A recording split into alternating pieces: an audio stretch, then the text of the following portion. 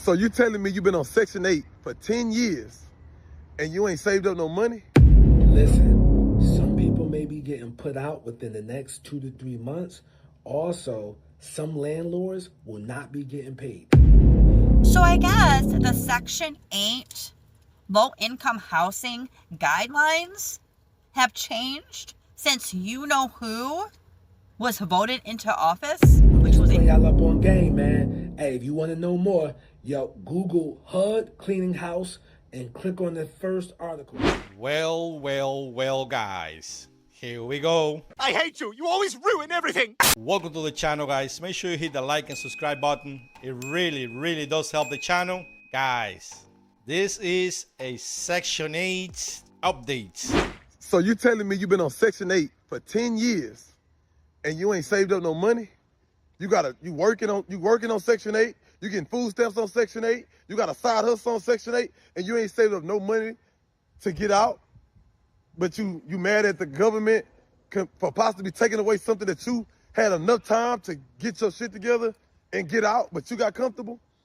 All right, you must ain't never grew up in the hood where you had to wash your clothes in the sink and have to wring it out with your sister and brother and hang it up so it can dry, or use sugar on the cornflakes to turn your cornflakes to frosted flakes, or serve sandwiches. Ouch. But never mind that. The whole point is, if you living on Section 8, then you know you're not living in no good community. You're not living in no good area. You living in a bad area, high crime rates, and you sit up there talking about you mad that the government gonna take it when you weren't even trying to get out the situation. You abused the situation, went to work, stacked your money up, went outside, partied, did all that, and then saved no money? And then turned your nose up to the people that was actually have real bills. Guys, these individuals on Section 8, they always they're gonna blame somebody else but themselves. That's it. $1,500, $1,600 rent while you're renting $100. So again, to the black community, I love my people. I ride for my hood. I'm born and raised in Fifth Ward. I'm a product of my environment, but I want it better. My mama had 4 kids. I'm the oldest, and I was the first one to graduate from college, led by example. No matter where I came from, I never used that as a crutch. But I also knew growing up, that's not the life that we wanted. We settled for. I can't blame my mama. I can't blame my grandma, because, I mean, we could, but everybody they ain't had the same resources that we have. They ain't had the same resources that we have. I'm walking on the street right now. Guys, it's a lot easier to blame somebody. You did it. I didn't. You did it. Always it's a lot easier to point fingers to others, but take accountability of your actions. Why I own rental properties in my hood that I rent out. Don't ask people to sign no lease agreement, no nothing. I just look out for them and, hey, just pay your rent on time. That's it. But I ain't gonna get into that. The whole point is, y'all all in the comments, y'all acting like y'all know something. Blame you. Don't blame me. Don't blame the government. Don't blame nobody for your shortcomings. And oh yeah, by the way, do y'all know white folks get more of the government assistance than blacks? And I haven't seen nobody make that damn post or crying but us. Get y'all shit together. Meet me at the top, man. Guys, there you have it. Simple explanation. It's a lot easier for you guys to blame the government, blame your neighbor, blame your friend, blame everybody else but yourself. Listen, some people may be getting put out within the next 2 to 3 months.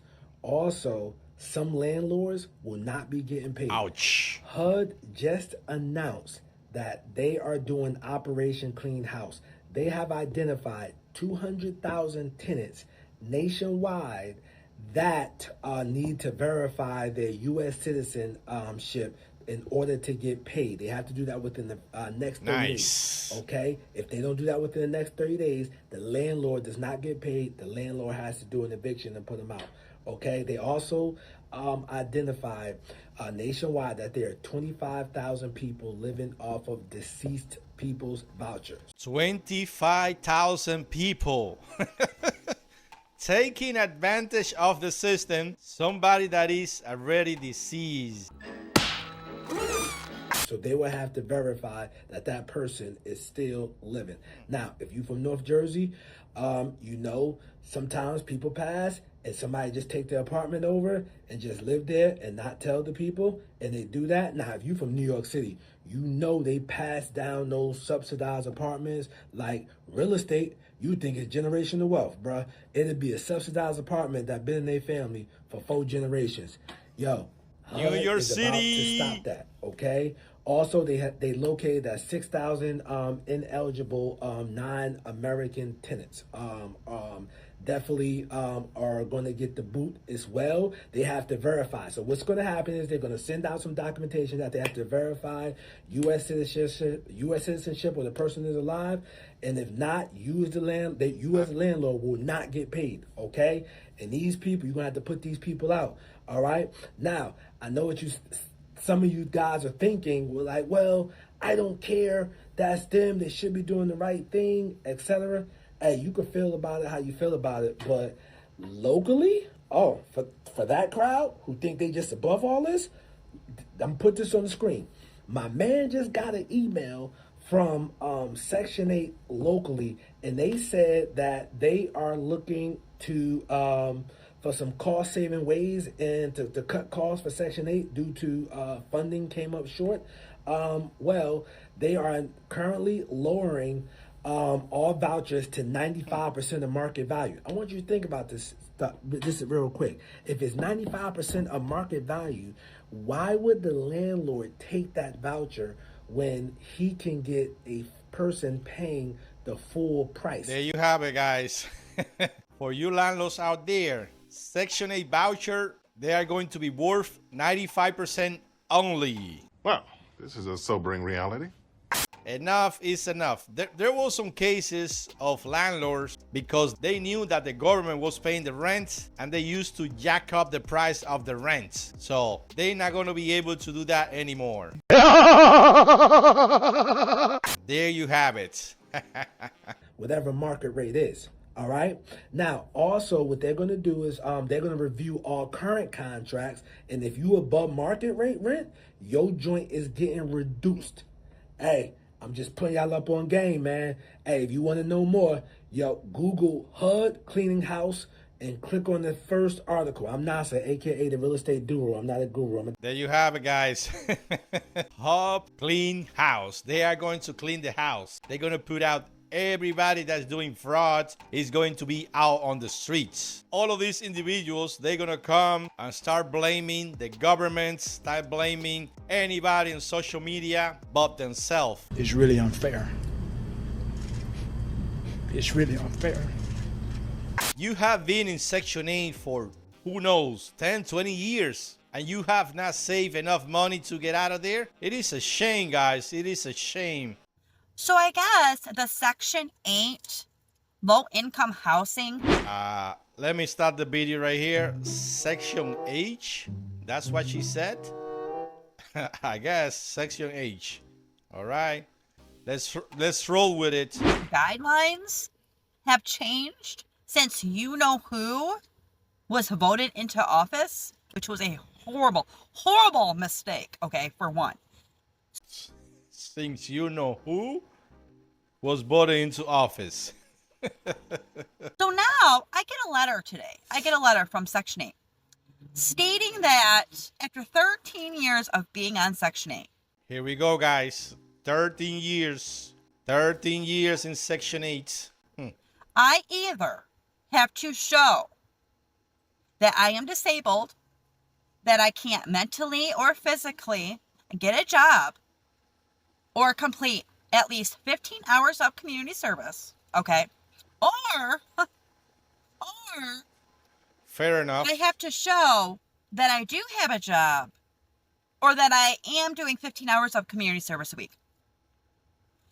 If I show you that I get a job, you take away my Section 8, okay?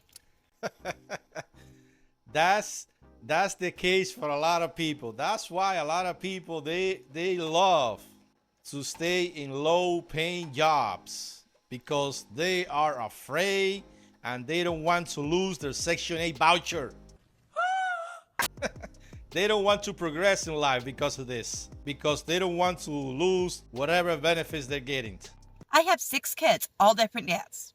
Okay. Wow. I have been on 6 Section 8 kids. for 13 years. Nice. I'm not going to get a job. I can't get a job. Okay. Not all of my kids are in school. So I have to stay home and be a mother to them. So now I'm at risk of losing my Section 8 because I can't show that I'm disabled mentally or physically. Well, I can't work.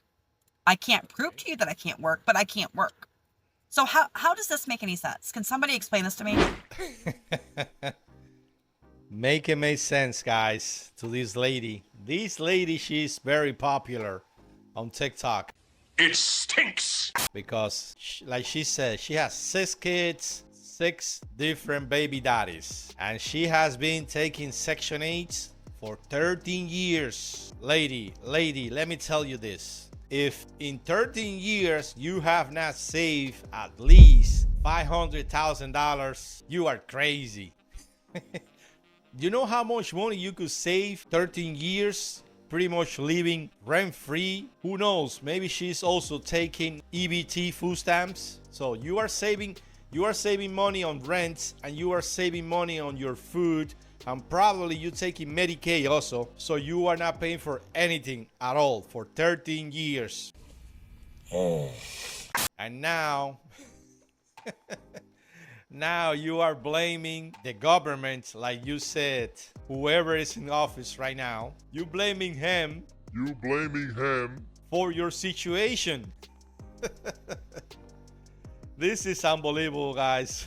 Unbelievable. There is thousands, who knows, maybe millions of people in United States going through the same situation. This is America. Don't got you slipping on.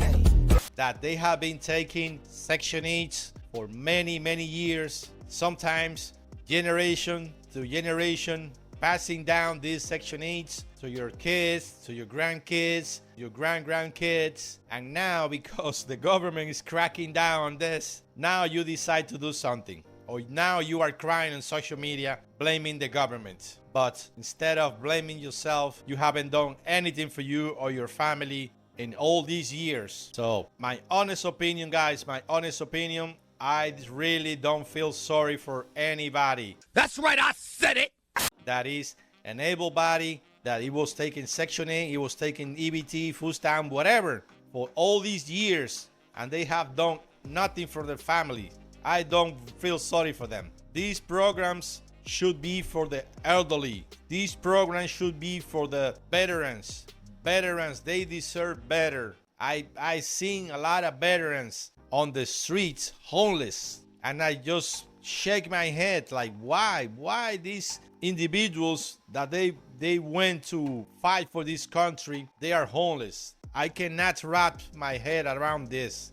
No, it's not fair. And these people, these veterans, they apply for any government assistance, and most of the time they get denied. And then you have these able-bodied people that they have been taking advantage of the system for all these years, and now they are crying and complaining. And some people, elderly people, disabled, those are the people that really need this help from the government. And sometimes the government, the system is so broken that these individuals, they go apply for these programs, and they make it so difficult for them. I don't know why. Like, they should be approved like right there and then, no questions asked. The same as the veterans. It is a shame, guys. I cannot emphasize enough. Veterans should be first on every type of program. Guys, let's be honest here. Just look around your city. It doesn't matter where you live. Look around and you're gonna see a homeless person on the corner begging for money, and there is a high percentage that person on that corner begging for money, they are a veteran. It is a shame to the United States. They are not doing enough for the veterans.